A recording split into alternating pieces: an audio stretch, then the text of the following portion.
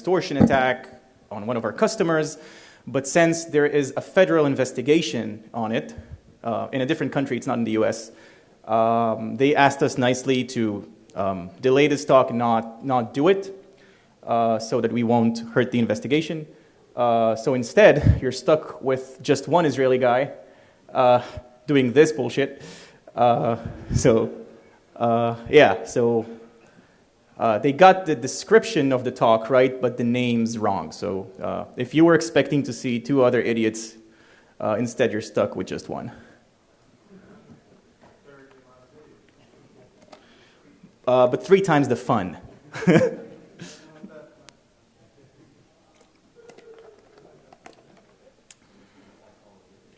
Oh yeah. I strive for excellence.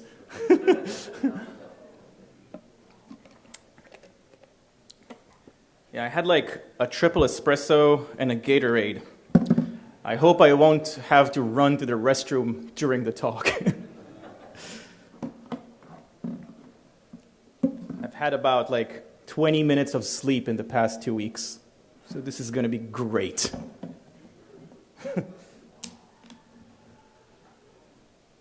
Okay, awesome. Hello, everyone. It's so great to see all of you. Like, I'm honored to be here again at Derbycon. Oh, crap. Honored to be here again at Derbycon. I was here speaking last year. It was great. Really super happy to be here again. Lots of slides, lots of dumb shit to go through. So let's start by the obligatory who am I, and I'm going to go over it real quick. Shalom lekulam. My name is Amit. As my weird name states, I'm originally from Israel. I moved to Boston 2 years ago. So I'm trying to change my accent from something like this to something like this fucking garbage kid. Move your garbage car. So I am the head of security research at Cybereason Nocturnus, which is our new services operation that we're building. Before that, I've been with Cybereason for 4 years. Before that, I used to do nation-state acting sort of shit. And now I am a very, very well documented US immigrant as of a few months ago. So, oh, wow. So weird getting applauded for like successfully getting a green card. These are such weird times. I do a lot of low-level research. I find exploits in dumb shit, if you've been to my talk last year, and I do a lot of malware reverse engineering, and I post a lot of dumb stuff on Twitter. This is my handle. You're more than welcome to heckle me over there. Also, please check out our awesome podcast. It really is one of the best podcasts in the world, produced by my really long-time good friend and coworker, Elliot. Raise your hand, wave. This is very embarrassing for him, and yeah. Okay, so I'm done with the announcements. So quick history lesson. So what are we exactly doing here?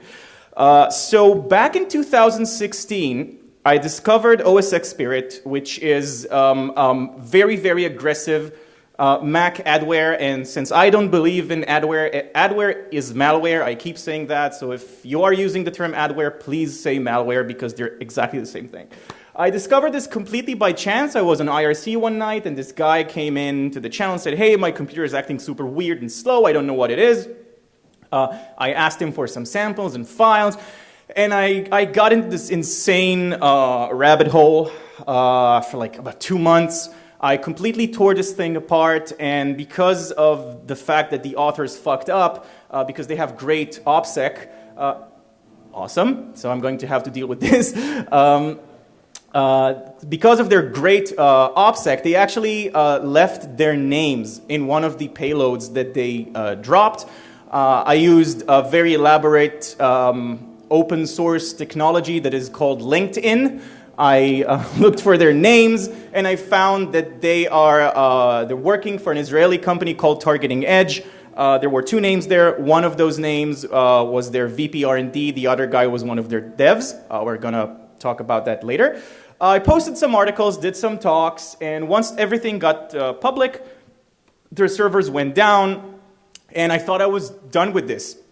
Then, around last year, around end of last year, November, some new samples started showing up, and all of my Yara rules started lighting up like a Christmas tree again. And before, as I said, I do a lot of shit posting. I just put a screenshot on Twitter, and I said, let's see if I can zoom in. Oh, it looks awful. So this is where their names were originally in one of the payloads in the permission table. But instead of their names, this thing now says Batman. Yeah, so I also found out that they watched my talks and they read my papers, because every time I said something like, they should have done that, they should have done this, they actually implemented that. So that was really awesome to see. And after I posted this, like about a day later, we started getting like serious letters from their attorneys. They were very, very personal against me, as you can see. In addition, Mr. Serper, blah, blah, blah, blah, blah. They basically called me a cybersecurity expert, which I honestly agree with the quotes there. Look at my shirt, for fuck's sake. Yeah, and they said that adware is explicitly not malware. And they sent us a letter literally every day, because they try to keep us from posting that research. And at one time, they just started bombarding us with letters, 1 letter a day, 2 letters a day, 3 letters a day, just to keep us from publishing. And they kept insisting that the product does not, nor does it attempt to exploit any device's vulnerability, and it was developed and distributed in functions according to Apple's guidelines. This is like absolutely bullshit, and we're going to see that. Basically, they're saying we're not doing anything wrong, everything is kosher. And they also said, because I kept saying, and I already proved it 2 years ago when I fucking found their names in there. They said, we have nothing to do with this, this is not us, we have no relation to the Pirrit software, this is all bullshit, and they said Mr. Serper is wrong. Okay, we're gonna talk about this as well. So they also said, this is how ESET, the AV vendor, defines malware, and just posted all of those criteria over there. And it's so funny because actually their product answers to each one of those definitions, as we're going to see. So again, there's no such thing as adware, it's just malware with a legal department. So with that, let's revisit this entire insanity. The funniest thing was that they said, if you are going to publish your research, because they realized that we don't give a flying fuck and we don't owe them anything. By the way, they're in Israel. Our company, although that our R&D is in Israel and we have a lot of Israelis, hey, look at me, and the founders are Israeli, the company is headquartered in Boston. So when they're sending us threat letters from Israel, they can just keep sending them because it doesn't mean shit. They said, if you are going to publish your research and you are going public with it, you must, as if we owe them anything, include this blurb that they sent us in your research paper because we want to defend ourselves. Now, let me make this absolutely clear. We don't owe them shit and we don't need to put it anywhere. But it is so fucking ridiculous that I insisted on including this. So I don't have a lot of time and it's a lot of slides. So if you ingested this lovely thing already, so good for you. If not, it's all in our blog anyways. So they kept insisting that everything is kosher and that they're operating according to all the guidelines and everything. But the thing is that if everything is kosher, where is their EULA? Where is their end user's license agreement? I personally went through dozens of different installers and samples and pieces of code. No. Hold on. Oh, Jesus fucking Christ. Okay. Oh, I love it when it's warm. It's great. Oh, shit. I heard you only had 20 minutes of sleep. So. Yeah. Cheers, man.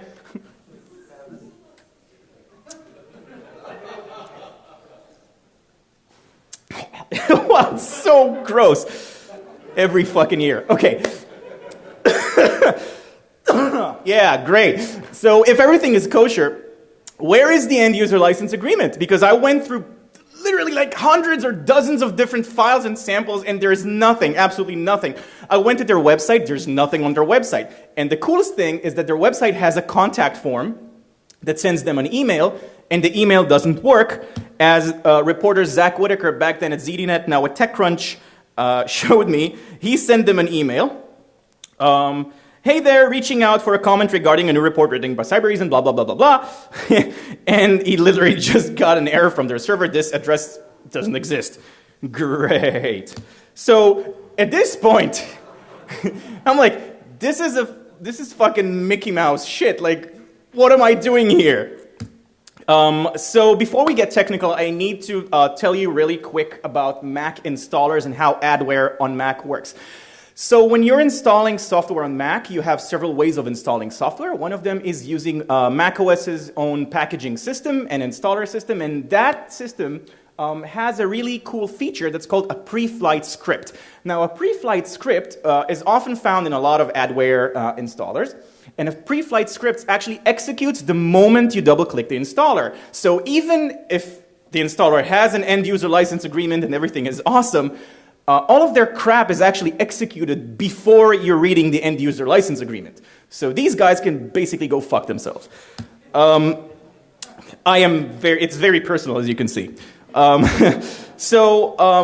Back to November of 2017. So when I started looking at those new samples, I got those samples obviously after they were already executed. So I looked at this pre-flight script, and the pre-flight script is sending an HTTP request to their server, and every time that the installer is running, it's generating an ID. Sorry, not when it's running, when it's being downloaded. When it's being downloaded, the installer has an ID. Let's call it like an infection ID. Oh, Jesus Christ. This is so bad. One sip and you're like destroyed. So once this, once this ID is generated, this installer will only work once because this is like a GUID and it only works one time. So obviously, I already got all of those samples after they were executed and installed. So when I ran the installer, nothing happens because the HTTP request was sent to get the file, and then the server told me invalid session, like I can't do anything. So what I do in my life pretty much all the time is I have this motto: when everything fails, apply fuckery. So what I did is I took that URL, and instead of sending it an ID, because I can't generate an ID, I am not smart enough to do math, I said, really? One guy giggles. So I'm not smart enough to do math, so I said, I wonder what's going to happen if instead of sending an ID, I'll just put a single quote in there. Literally the first thing I did. So I sent this request, and then the service sends me a URL that looks like this. I'm like, I wonder what's going to happen if I'm going to request that URL. And like, I'm waiting. And I get this like giant installation script. I'm like, yay, it works. So this script is gigantic, and if you look at it, I'll zoom in. It's you can see here, it's doing a lot of things as root. Like it's able to run stuff with sudo, right? And the reason for that is that every time you are running a Mac installer, and if any of you are using Mac, you probably know this, it asks for your password because it needs to make changes and it needs to install stuff. Now, the way that those things work is, I mean, by default, on Mac, just like Ubuntu and other Linux distributions, root has no password, and the user can sudo into root with their own password. So once you are inputting your password legitimately, completely legitimately, into that installer, anything there has your password, and anything can run as root. So no privilege escalation exploits, just literally using the system's features. So this huge script is being downloaded. It has like 329 lines. It's written in Bash. It's everything like with comments, and it's pretty awful. Now, I compared the script that I downloaded, that I got from 2 years ago, and this installation script. They were like 99% identical. The only difference was the URL to the servers. Jesus Christ. One sip.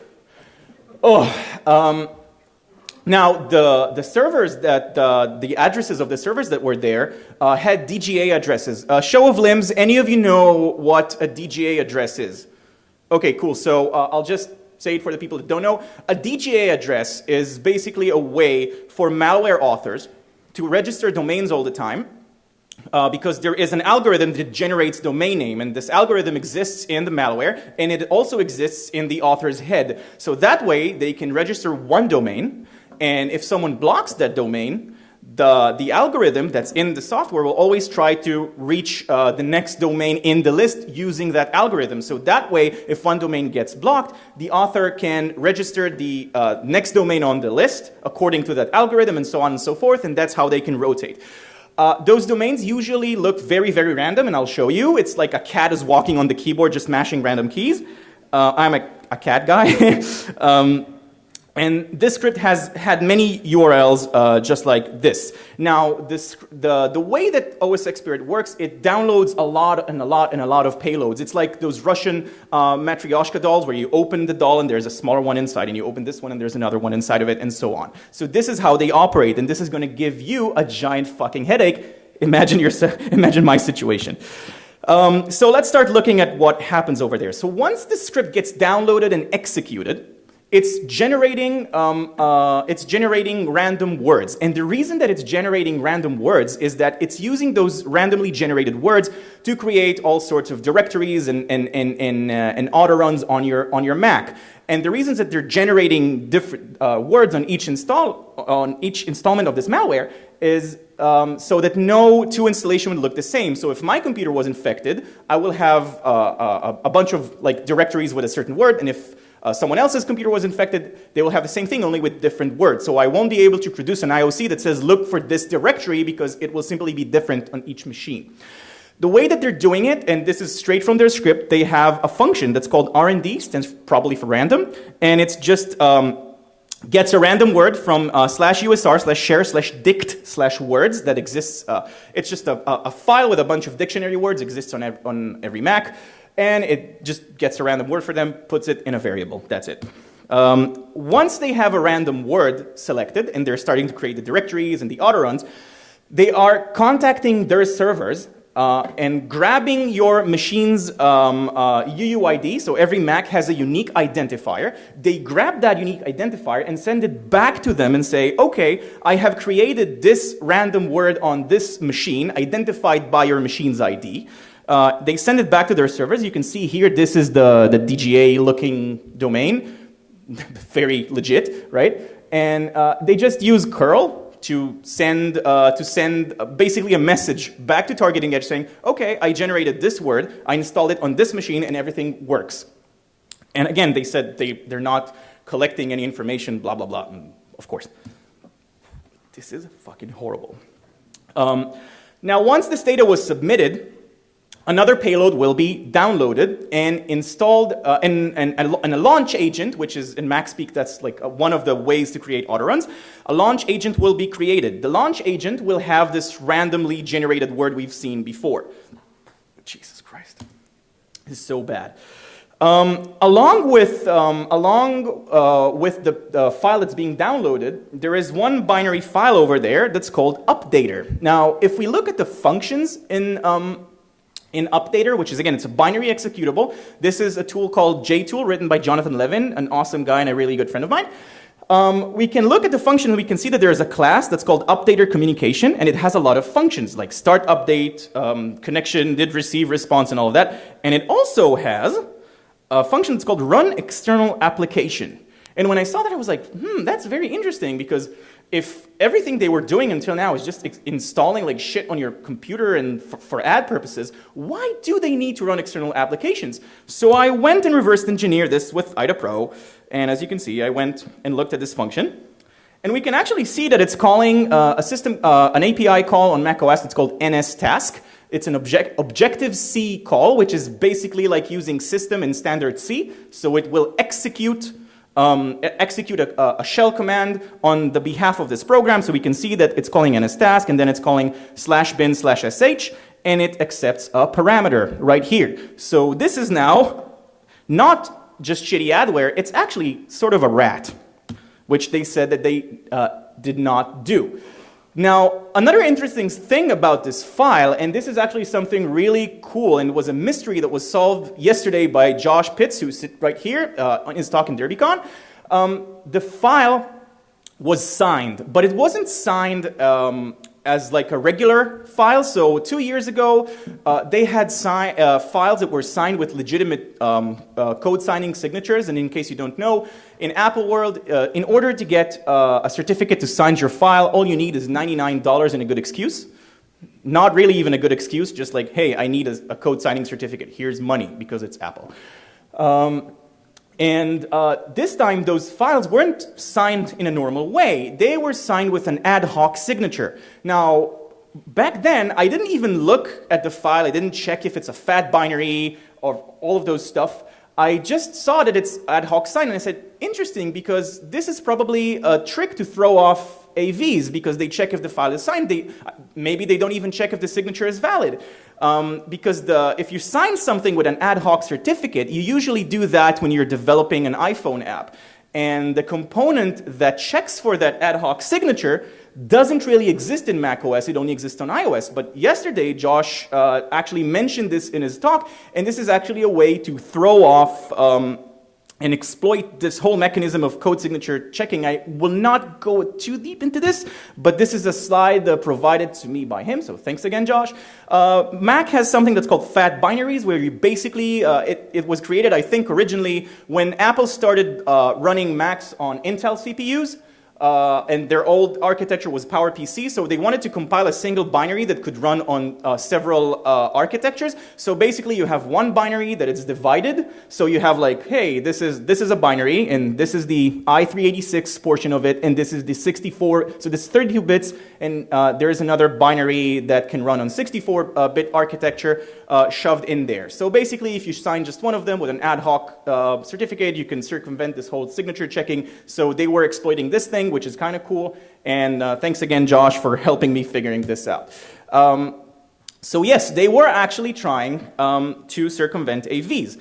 Now, once this updater binary executes, it also enumerates the list of running processes. And the reason that they're doing that is they want to see which browser you're using, because they want to plant and cram all the crap in your browser. So they're enumerating which browsers you're running, and then according to what they see, they're downloading the appropriate ad packages, they refer to it in their code, to your browser of choice. They're also making sure, by the way, that everything is up to date, and they have watchdogs and ways to make sure that they're still updated and that no one removed their plugins and so on, and we'll get into it. I'm going really fast because there's lots of slides. Once this binary was executed, it creates a launch agent, again, an autorun in MacSpeak. And you can see here, this is the name, this is the random word that was generated, roadless. So on my machine it was roadless, on a different machine it would be something else. And this makes sure that this updater file is always running when you start your machine, and that you always get ads. And the Pirrit malware that you have on your machine is always updated. And now we have some more payloads. So another thing that's being dropped in your machine is a tar.gz archive. And if you extract this tar.gz archive, you get a list of files. You can see them all here. There's something that's called browser enhancer, which is an executable. There's a script that's called install updater. There's a file that's called names.db. There's something that's called protector, and there's something that's called updater. Now, I saw that thing protector, and I was like, protector? That looks shady.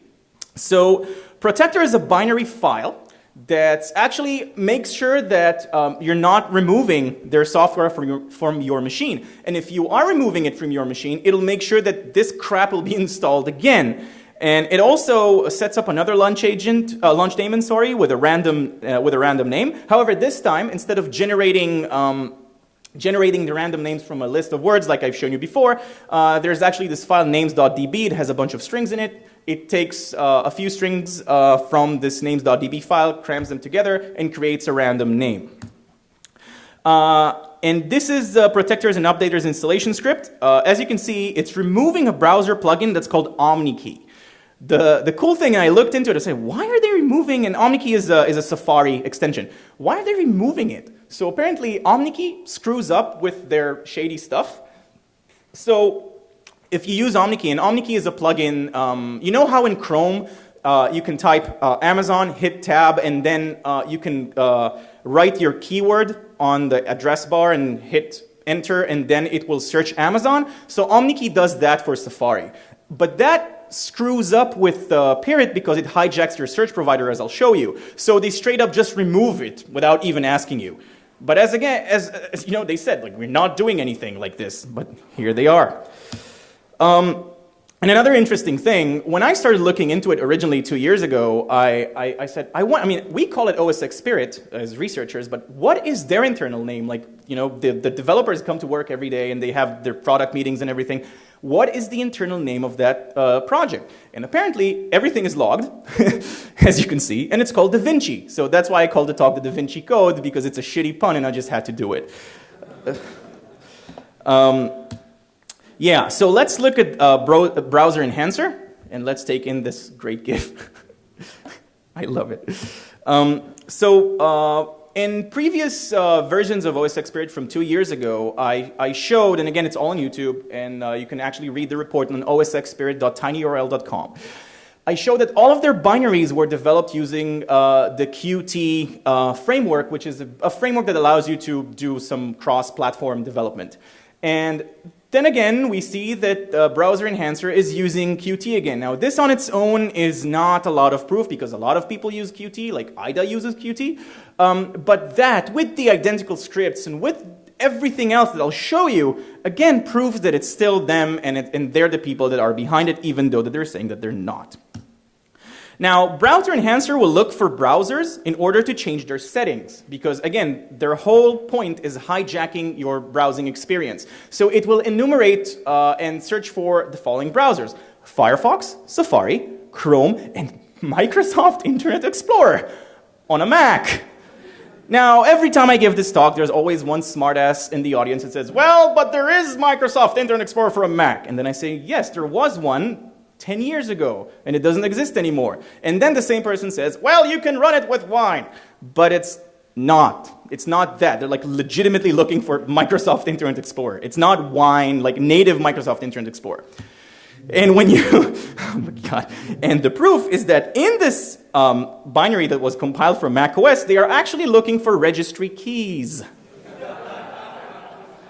which is something that they did in previous versions. Again, it's not them.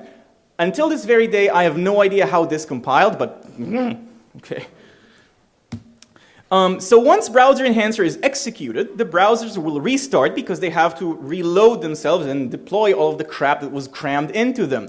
And those features that are now implemented in your browser by Targeting Edge are a lot of ways to display ads and hijack and basically track your cookies and plant cookies in your browsing. In your browser and hijack your search page and do a lot of really nasty stuff. Now, if we look at one of those scripts here, we can see that they're executing OSXScript.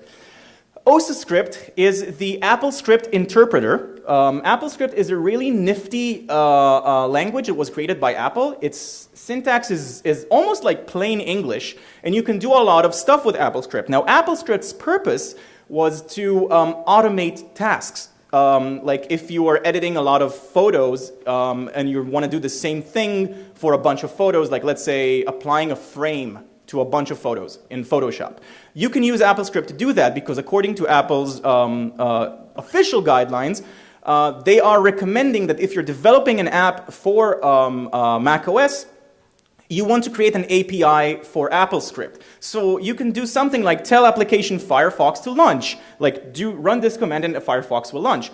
You can do a lot of cool stuff like tell application something to I don't remember exactly the command, to do shell or run shell or something like that. And then you can make other programs launch other processes, which is kind of cool. And a lot of red teamers are using it. So we'll get back to AppleScript because this is basically code injection without code injection. And this is a feature provided by macOS. Now, here is one of their search engines that they're imposing on you. We all know tikasearch.com, the premier search engine of no one. And, and as we can see in the bottom, it is the pride and joy of my home country, Babylon Limited, a great company that produces adware ever since the 90s. And also, unfortunate for a lot of people that are getting tattoos in different languages. There's a lot of, Babylon is an old translation software from way before Google Translate. So there are a lot of people out there that have photos of their like giant tattoos on their arms and backs, because Babylon used to be like a trial. There used to be a trial version of it. And then after the 30 days, every sentence you put into it, it will translate it to Babylon is the world's best translation program in the language that you're trying to translate. So there are a lot of people with tattoos on their backs in Hebrew and other languages that literally say Babylon is the world's best translation language. Seriously, Google it. But yeah, there are more payloads coming up. And yeah. So once Browser Enhancer is finished running, it will execute a post-install script that's conveniently called postinstall.sh. It will download yet another payload. And this time, it's a binary executable called macver. Now, macver will be renamed to yet another randomly generated name, as I showed you before, using the same method of going to the dictionary and grabbing a random word. Then, the new file will be called com.application.plist, and it will be created in your home directory library/preferences, and this file will contain the randomly generated name. The reason for that, and here, I'll just zoom in. Here it's called sailcloth, like that was the randomly generated name or word. Sorry, Jesus. The reason, one sip. The reason for that is they're always tracking themselves because they have a lot of watchdogs, and they plant themselves all over your system because, again, if something was removed, then they know where it was so that they could re-implement it again.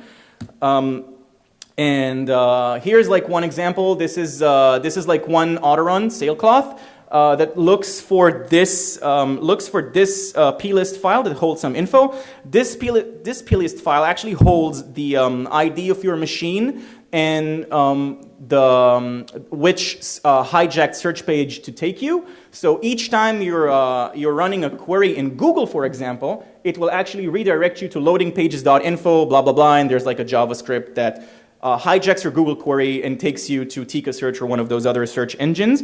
And I'll show you in another slide, but basically the whole purpose of it is if you're going to Google or Amazon and you're searching for shoes, instead of getting like results from Google, you'll be forwarded to a different website, or you'll get a pop-up from some other website that works with them, and then they will give you whatever it is that you want or need or don't need, as I'll show you also.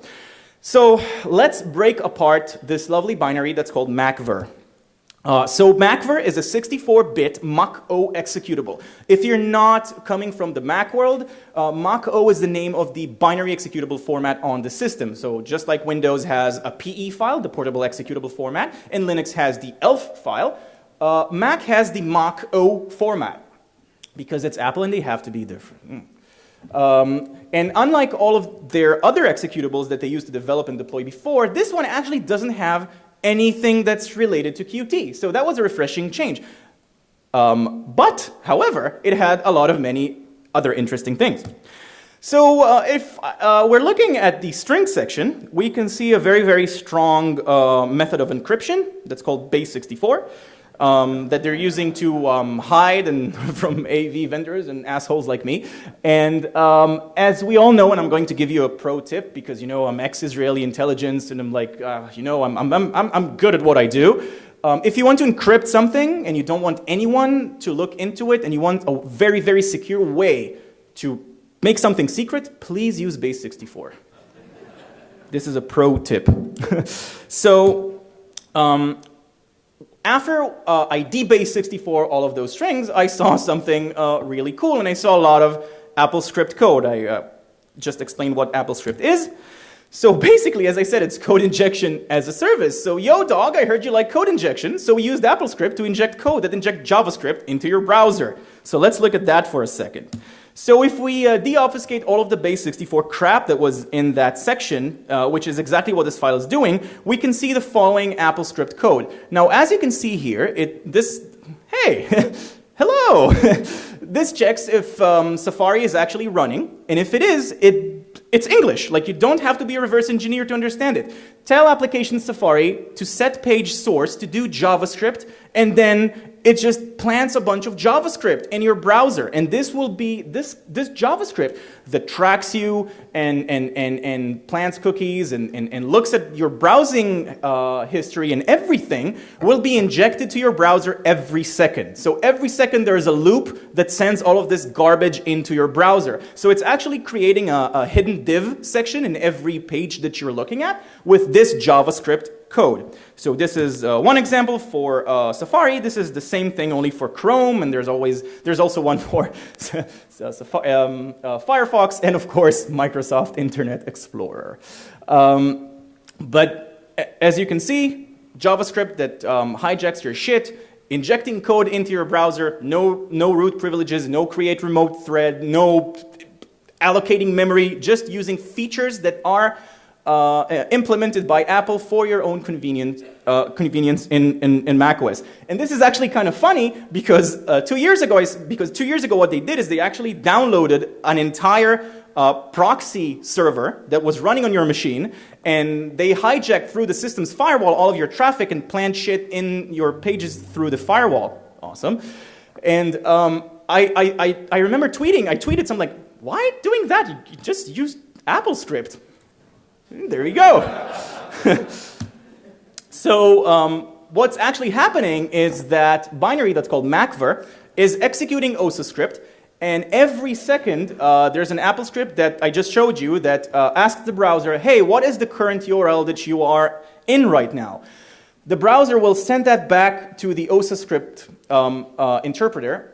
The OSA script say, oh, okay, you're in that website, here's some JavaScript for you. So this is basically what's going on every second, and this is how they're injecting code. Yeah, I just said that, so the HTTP server, blah, blah, blah, I just said that. There's no need to repeat that. Now, another awesome thing, because again, like they're OPSEC masters, macver has debug output by default, because they never expected some asshole like me to look into it, because it's adware.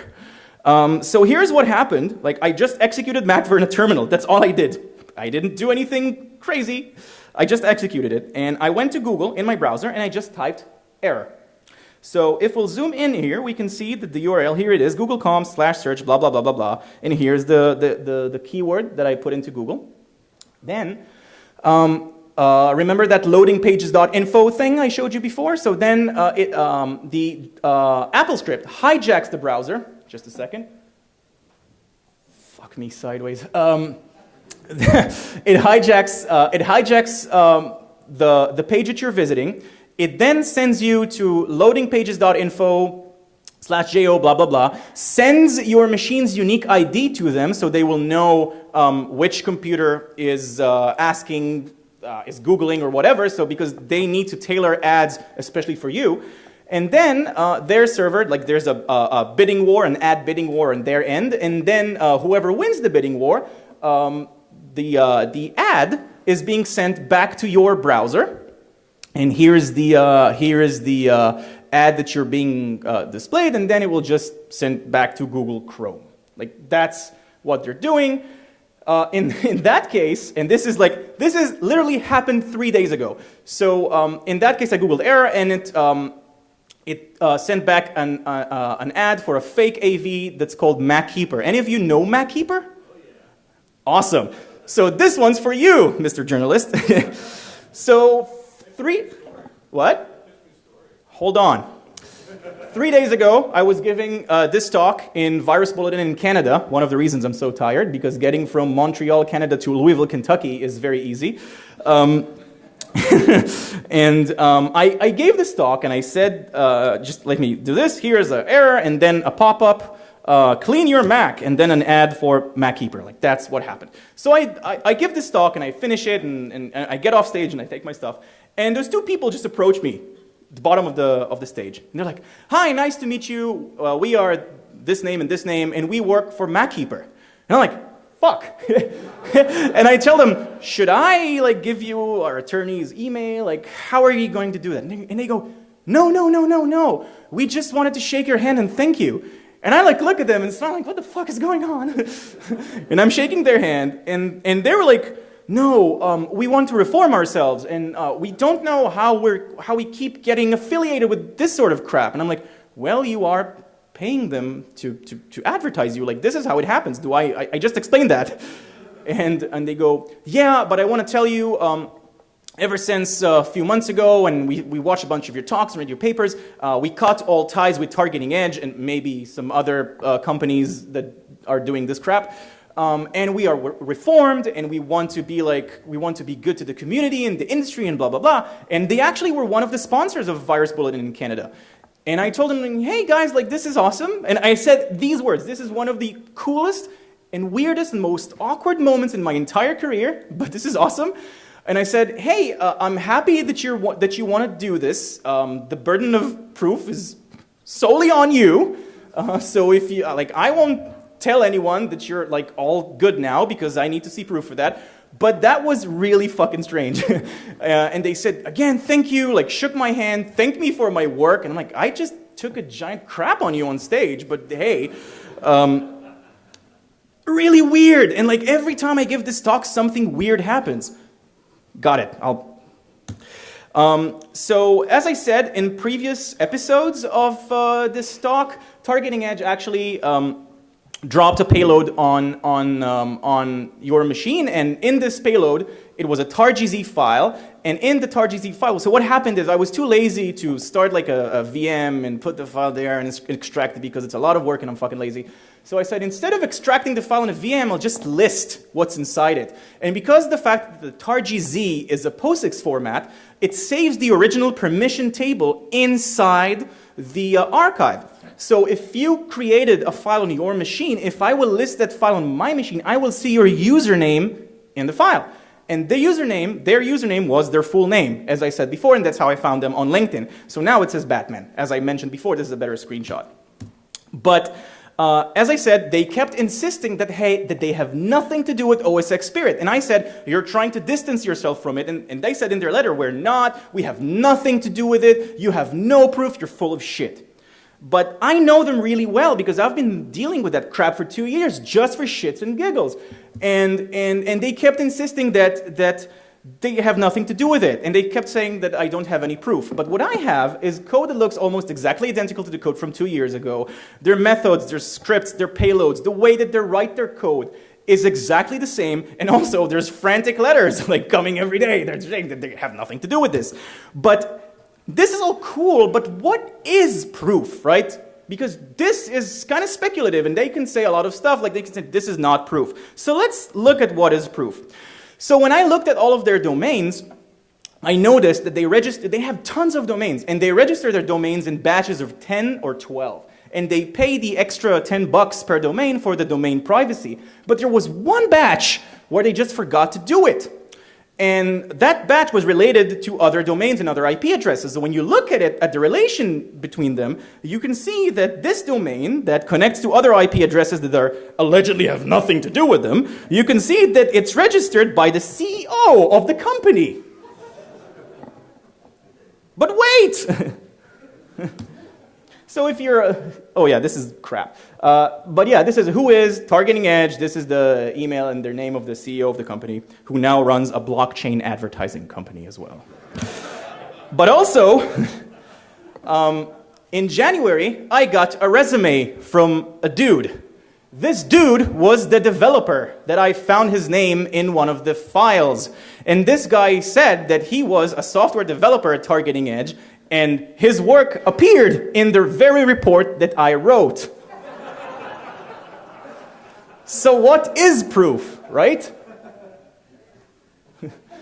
Fuck me. Now, they also said that they're not using any exploits, but he said that his work also appeared in this article, in this news site article. So if you go to that article, you see this.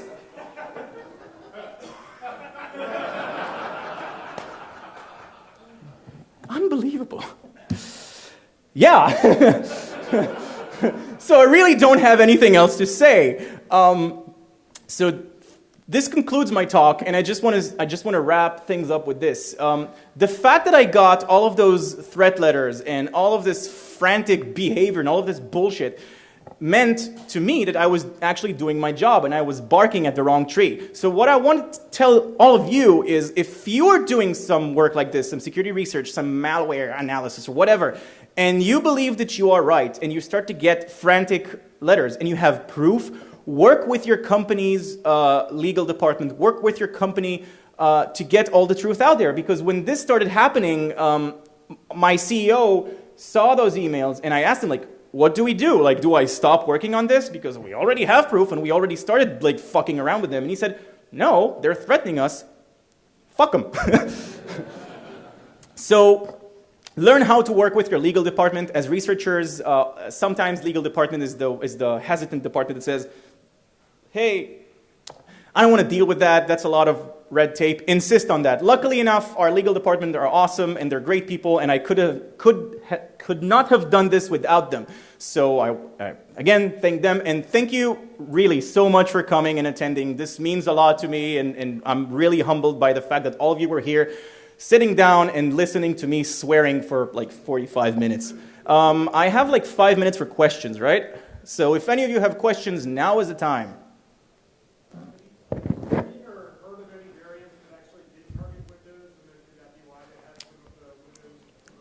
Yes, the question was if I ever saw any samples that were targeting Windows. So actually, yes, the original Pirrit is for Windows. It's called W32Pirrit. I didn't find it. I didn't name it. The only reason why this is called OSXPirrit is because I found that it's related to the Windows variant. Any other questions? Every fucking time. The question was if I ever interviewed that guy. Absolutely not. And I checked like a few months ago, and he works for another security startup. And I looked at his Facebook page, and the cover photo says, to think like a hacker. No, to catch a hacker, you need to think like a hacker. Okay. Any other questions? Yeah.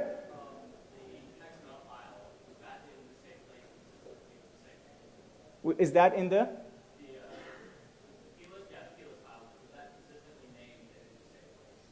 So the question was if those, if the plist file, there were several of them, were they always in the same place? So yes, they're in the same place, along with other system-related plist files, but they're always named different because of the name generation.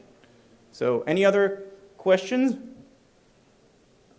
Awesome. Guys, seriously, thank all of you so much. I am really humbled, and this is awesome. Thank you.